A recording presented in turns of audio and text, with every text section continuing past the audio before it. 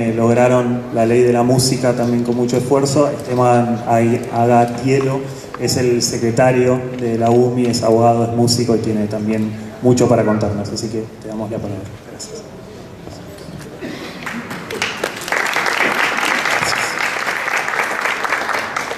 Bueno, un poco como decía Miguel, nosotros empezamos, tuvimos dos hechos importantes que impulsaran el nacimiento del proyecto de Ley Nacional de la Música. Concretamente, en el año 2005 se había puesto en funcionamiento, vamos a decirlo así, se empezaba a exigir el cumplimiento de una ley del año 58 que exigía un carnet, un examen a cualquier músico para dar clases, para tocar y para grabar.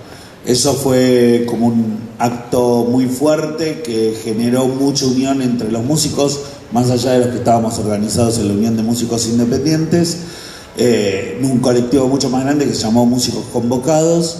Y bueno, eso originó que planteáramos una nueva ley, que en ese momento teníamos la duda de qué ley queríamos, si queríamos una ley que nos dé posibilidades de índole más laboral, o si justamente lo que necesitábamos después de Cromañón, justamente, era una ley que fomentara la actividad. Y bueno, nos inclinamos por esta segunda, generar una ley de fomento a la actividad, y nos basamos principalmente en lo que era el Instituto Nacional del Cine y el Instituto Nacional del Teatro, ¿no?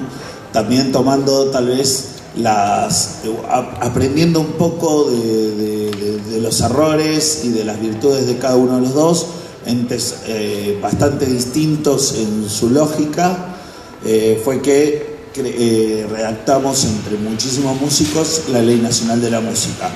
Como bien decía también Miguel, es una prima hermana de la Ley de Medios, porque hay un porcentaje que era lo principal que teníamos, el principal escollo, que era tener algo que viniera, los recursos económicos concretamente.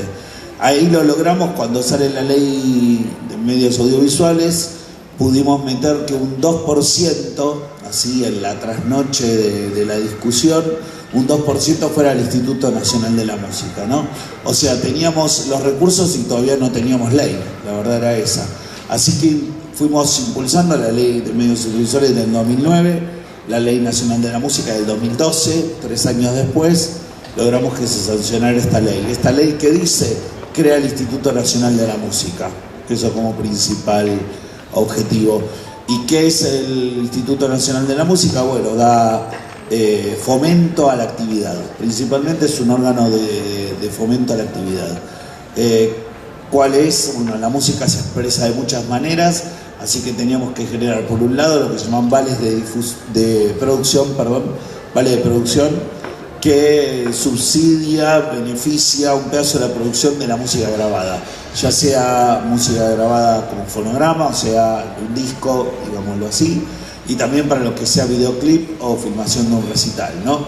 O sea, una etapa de la producción, o la grabación, o la mezcla, o la masterización, o las copias de los discos, o en el caso de un videoclip, lo que fuera la filmación o la edición, en el caso de un DVD, la autoría, etcétera, etcétera. Eso por un lado. Después había que crear un circuito estable, que es lo que establece un circuito estable de música en vivo, que va a estar dividido en universitario, en privado, en público, que se sumen entes, municipalidades, provincias y demás, y después el callejero, justamente, que va en sintonía con un reclamo que están haciendo el Frente de Artistas Organizados, que son los músicos que tocan en la calle y en el subte, ¿no? Un poco en base a eso también se está trabajando sobre ese circuito. Luego una cuestión muy importante que es el conocimiento de los derechos, que eso es algo que durante muchos años estuvo oculto. En el caso del derecho productor fonográfico, durante 30 años los músicos no sabíamos que podíamos poner un derecho en CAPIF, y también otros derechos que tal vez no están ocultos, como el derecho de autor en SAEC o el derecho de intérprete en ADI, pero que seguramente no son conocidos por gran parte de los músicos. Saber el músico cuando va a tocar un recital sus canciones puede cobrar después en SADIC, cada vez que suena en la radio, en canales de televisión, cobra en SADIC, cobra en ADI si grabó en el disco y cobra en CAPIF si lo produjo. Todas esas cuestiones que son poco sabidas, eso es lo que estamos trabajando sobre todo en esta primera etapa, lo que llamamos nosotros formación integral del músico, que no solo sepa justamente su instrumento, sino que sepa todo esto otro que hace a los derechos, sobre todo los de propiedad intelectual. Luego hay una parte de subsidios y créditos. Subsidios es cuando no lo tenemos que devolver, crédito cuando lo devolvemos el dinero, pero siempre con una tasa de interés muy baja. Y por último, la única cuestión que regula el Instituto Nacional de la Música, que es la del soporte nacional. O sea, cada vez que viene un artista extranjero tiene que tocar un músico argentino previamente, una hora antes. Esto es algo que nosotros no teníamos, que incluso lo tienen países como Uruguay, incluso Estados Unidos, Francia, Bélgica, Holanda y montones de otros países europeos. Nosotros justamente no lo teníamos y era una necesidad tenerlo, no solo por la difusión que le puede otorgar ese artista, sino que justamente también por los derechos intelectuales. Esto que decía anteriormente, que si voy a un lugar y toco, también si toco mis canciones puedo cobrar en SADIC. Y luego tiene una cuestión más, que es el 0,5% de lo que se difunde del tiempo diario que tiene RTA. RTA es Radio y Televisión Argentina, donde está Radio Nacional, la TV Pública y otros medios del resto del país, que difundan justamente todas las actividades del Instituto Nacional de la Música. ¿Justamente para qué? Para que los músicos se enteren de sus derechos, el público se entere de lo que generan los músicos, y además se habrá la posibilidad de enterarse justamente todos los músicos del país las necesidades cuando el instituto llama a presentación de los proyectos. ¿Por qué? Porque este es un instituto realmente federal. El Instituto Nacional de la Música es un ente federal. ¿En qué sentido me refiero? No es un lugar en el cual se reciben carpetas en un lugar como es Capital y desde acá se decide todo, sino que justamente se crea por obligación de la ley.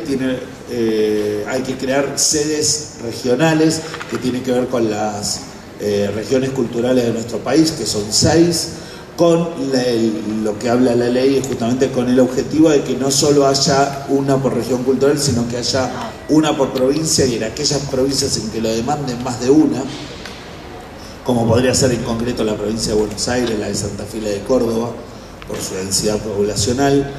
Entonces, el objetivo es que haya una sede cultural, que esa sede va a ser quien distribuya los recursos, pero no solo va a ser el Instituto Nacional de la Música, sino las organizaciones de músicos en cada una de las regiones.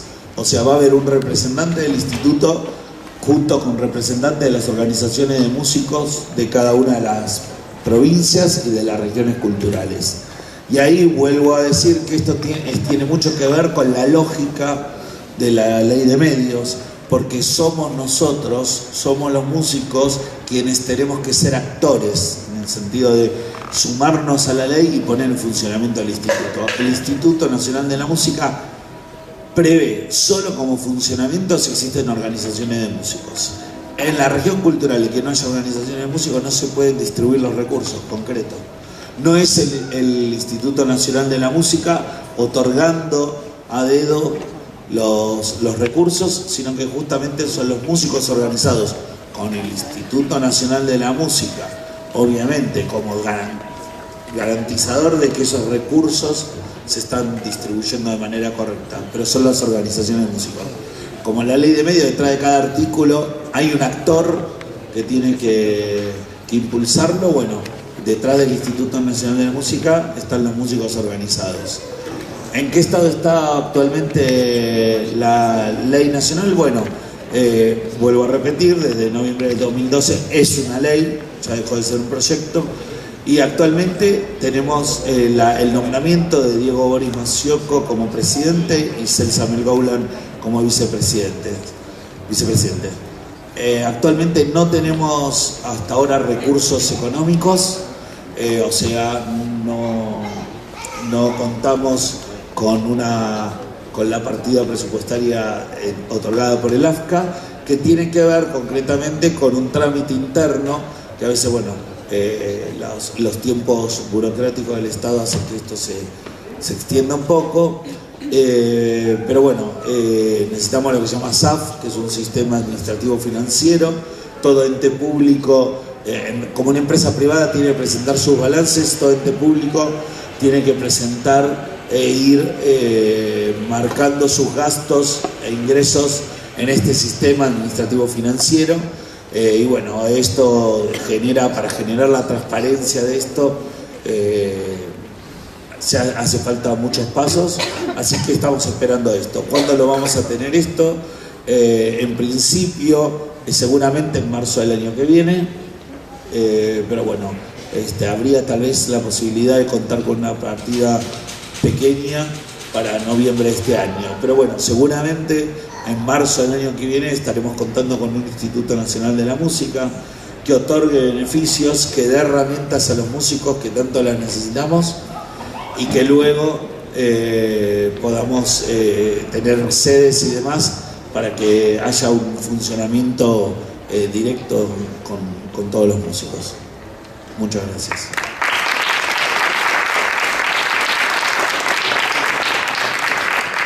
Bueno, fomento bien organizado, con participación de los actores, eso es un poco lo que buscamos con la ley de fomento de revistas culturales. Nos hubiese gustado que esté acá Rodolfo Amaui, que es el director nacional de Industrias Culturales, que nos acompaña durante todo el año.